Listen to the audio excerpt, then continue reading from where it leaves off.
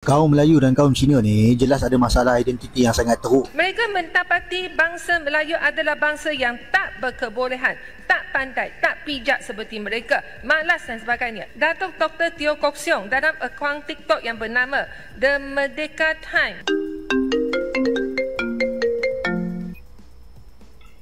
Apa resis kalau benda itu betul?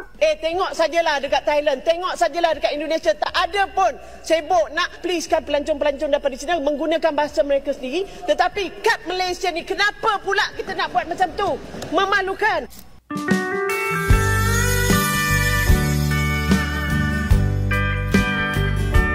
Halo guys, jumpa lagi di channel ini. Oke, buat teman-teman yang klik video ini, saya harapkan mudah-mudahan teman-teman masih dalam kondisi sehat walafiat, dan jangan lupa dukung channel ini dengan cara like juga subscribe. Oke guys, kali ini saya mau reaksi satu buah video DPR Malaysia ribut lagi. Bagaimana Indonesia tidak tertawa setiap hari dengar berita kocak. Oke, seperti apa ulasannya? Sebelum kita berkomentar, kita akan lihat dulu.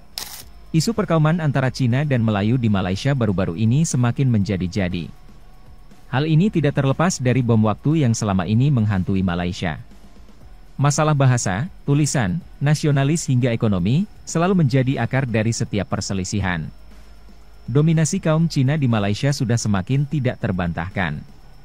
Oleh sebab itu, mulai dari akar rumput hingga parlemen Malaysia, saat ini sangat sensitif menanggapi setiap masalah perkauman. Membuat kehidupan Malaysia, setiap harinya diwarnai dengan sikap emosional yang tidak terbendung. Ini masalahnya dengan kau sekali meronta-ronta glorify dan juga justify perangai harap diorang ni semua. Korang tengok, banner tu pun dia tulis je bahasa Cina. Kau orang negara mana sebenarnya ni? Kenapakah kenyataan yang resis dan berputar pelik ini tidak disiasat oleh PDRM? Ya, kenyataan saya itu adalah hakikat satu kebenaran yang tidak mau diakui oleh orang Cina. Dan kenyataan Profesor Emeritus Datuk Dr. Teo Kok Siong dalam akaun TikTok yang bernama The Merdeka Times yang mengkritik sekolah vernacular. Dalam TikTok ini, beliau mendakwa orang Cina yang belajar di sekolah Cina, saya quote sini ya, tidak pandang tinggi. Mereka pandang menghina kepada orang Melayu. Mereka mendapati bangsa Melayu adalah bangsa yang tak berkebolehan, tak pandai, tak pijak seperti mereka, malas dan sebagainya. Sebab apa mereka nak belajar bahasa Melayu dan berintegrasi ke dalam masyarakat Melayu? Dan Sri Yang Dipertua, saya dan ramai ahli-ahli berhormat di Dewan ini belajar di sekolah Cina. Kami tidak pernah diajar untuk memandang rendah orang Melayu. Kenyataan Profesor Dr. Teo Kok Siong ini memang memutarbalikkan fakta dan melaga-lagakan hubungan di antara masyarakat Melayu dan masyarakat Cina. Ini adalah hasutan. Kenapakah kenyataan yang resis dan berputar pelik ini tidak disiasat oleh PDRM? Saya juga menyeru Kementerian Pendidikan Tinggi memberi amaran kepada pensyarah-pensyarah yang resis dalam Institut Pengajian Tinggi di negara kita.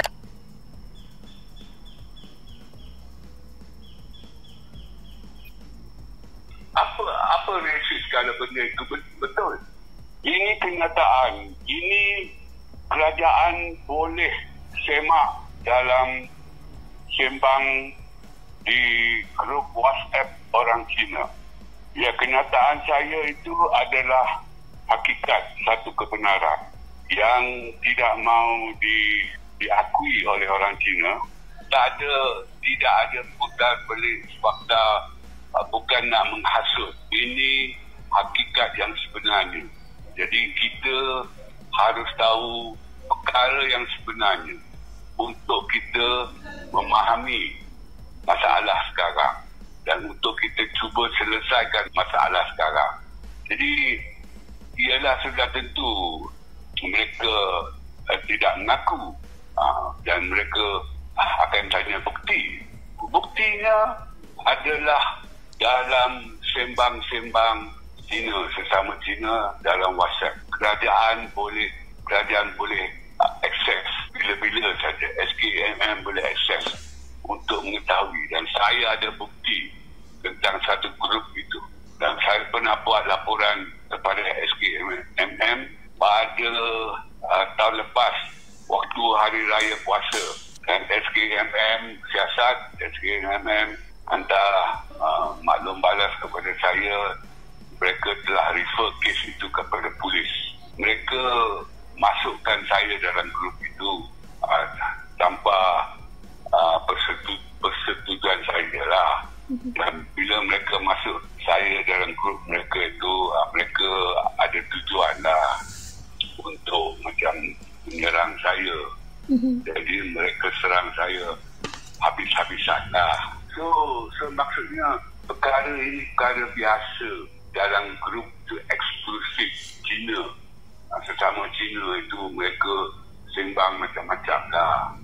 Mereka memberi sebab mengapa bahasa Melayu itu tak penting.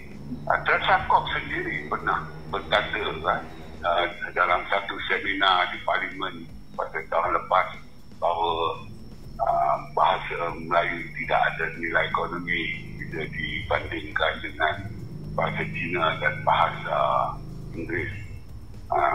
Betul, tetapi bahasa Melayu ada nilai kenegaraan. Itu penting. Itu harus difahami oleh semua rakyat Indonesia. Kaum Melayu dan kaum Cina ni jelas ada masalah identiti yang sangat teruk. Yang satunya suka kibar bendera Malaysia sampai cecah 100 tahun, sampai bendera tu berkulat. Dah tinggal separuh pun dia biarkan. Yang satu kaum lagi asal kibar bendera Malaysia mesti terbalik. Kalau lukis pula mesti ada bahagiannya hilang. Yang satunya sibuk nak kibar bendera Arab. Yang satunya tak habis-habis dengan negara Cina. Lepas tu ada hati nak serang menyerang antara satu sama lain, nak buktikan kaum mana yang lebih patriotik. Wih, kerajaan kena buat kursus khas tentang bendera Malaysia ni di sekolah kebangsaan, agama, sekolah tahfiz dan sekolah Cina, supaya mereka dapat kefahamannya betul, hormat bendera dan tak ikut contoh teladan tok nenek kaum mereka yang haprak ni semua. Setuju tak? Bila Mat Saleh cakap Melayu dengan dia jawab dalam bahasa Inggeris. Bila bukan Melayu cakap Melayu cara salah, dia bukannya nak betulkan, tapi ikut pula lenggok yang sama. Bila pergi ke Indonesia, dia cakap dalam bahasa Indonesia. Bila orang Indonesia datang ke Malaysia, dia tukar kepada dialek Indonesia pula. Lepas tu beli orang bukan Melayu tak boleh cakap Melayu dengan baik. Dia juga nak jadikan bahasa Melayu sebagai bahasa ASEAN. Inilah dia satu-satunya bangsa yang pelik dan tak ada arah tuju. Bangsa apakah itu?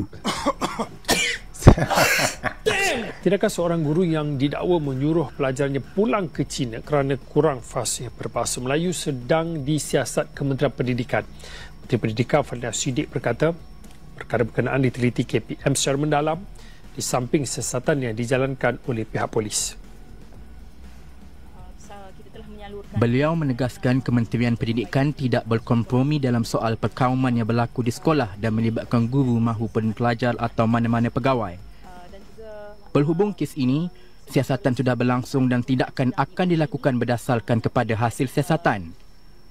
Sebelum ini, tular klip audio seorang guru didakwa mengaku memberitahu seorang pelajar sekolah menengah untuk pulang ke China kerana tidak memahami bahasa Melayu. Berjumpa dengan Tuan Mahathir petang semalam. Kami berbual.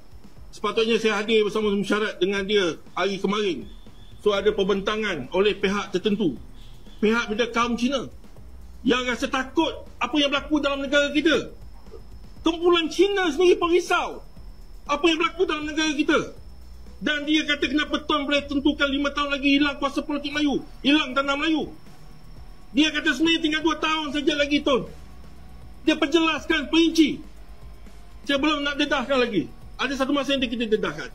Betapa dia orang dah strategi, dah atur dah susun. Bekerjasama dengan kuasa besar, tanah besar mereka. Dengan orang dalam negara ni. So apa lagi yang kita nak harap sekarang dengan kajian sekarang yang ada ni, kalau kita tak buat sesuatu sekarang. Kita perlu pastikan kajian yang ada sekarang tak boleh tahan lama. Kalau tidak memang betul 2 tahun lagi Melayu punya kuasa hilang, tanah Melayu ni pun bukan lagi tanah kita.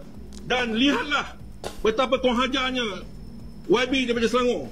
Dia kata kawasan ni dah penuh dikuasai oleh penduduk Cina. Dah tak perlu lagi nama kampung ni nama Melayu. Maknanya kalau dia kuasa Malaysia ni, dia majoriti dah tak ada nama Malaysia, dia letak nama yang lain dah. Ini pasti berlaku tuan-tuan. Jadi orang Melayu di luar sana ikuti apa perkembangan yang kami akan buat. Perlu bersama-sama. InsyaAllah kita akan pastikan kita akan dapat balik kuasa yang sebenarnya untuk orang Melayu. Terima kasih. Oke guys, demikian satu buah video dari Indonesia Elite Group. Memang kalau kita berbicara di Malaysia, isu perkauman ini sampai sekarang masih sering muncul. Hal ini dipicu oleh banyak faktor. Ada bahasa, nasionalisme, dan sebagainya. Hal-hal yang bisa menimbulkan isu perkauman. Dan hal ini bukan terjadi sekali dua kali saja. Sampai sekarang pun masih terus terjadi. Dan tentunya tidak menutup kemungkinan apabila hal ini terus terjadi, bisa jadi suatu saat nanti akan menjadi bom waktu bagi Malaysia, seperti halnya yang pernah terjadi di sejarah Malaysia, yaitu kerusuhan antara Melayu dan juga Cina. Oke guys, demikian videonya. Bagaimana nih menurut teman-teman? Silahkan teman-teman bisa berkomentar dan jangan lupa like, subscribe. Terima kasih. Wassalamualaikum warahmatullahi wabarakatuh.